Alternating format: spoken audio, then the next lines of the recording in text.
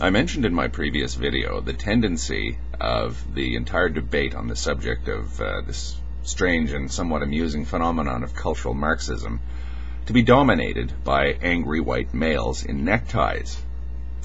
The interesting thing is that the whole discourse on the cultural Marxism phenomenon tends to lump everyone together, everyone who is, in their view, politically correct, under the heading of cultural Marxists. In other words, if I support feminism, if I support gay rights, if I support minority rights and the equality of minority groups in any way in our society, I'm in some way hand in glove with an obscure academic philosophical school that existed in Germany about 80 years ago. Now that's a bit of a stretch, if you ask me, especially given the fact that I didn't even know that such a thing existed until a few weeks ago. And I've had the opinions and views that I currently have for probably the last 25 years. All along, apparently, I've been a cultural Marxist. Well, okay, if people want to use that sort of guilt by association argument, that's nothing I can do about that. But the problem with that kind of argument is that it inevitably recoils upon the person who's using it.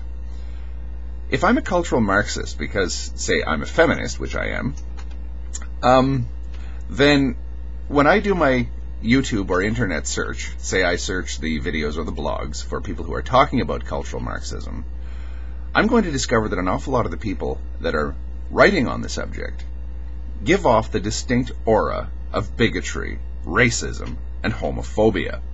That's inescapable.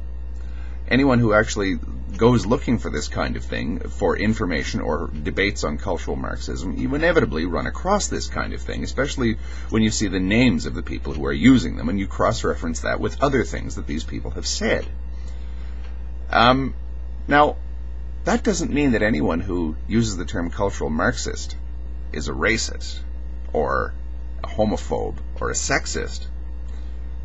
But according to the arguments that says that, or that hold that everybody who supports the human rights movement or is a feminist or supports the equality of minorities in our society in general is a cultural Marxist, then yes, they are racists.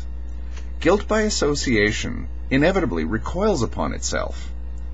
The very attempts to scoop up everybody who they define as politically correct as a cultural Marxist scoops them up in the category of racist, bigot, and homophobe.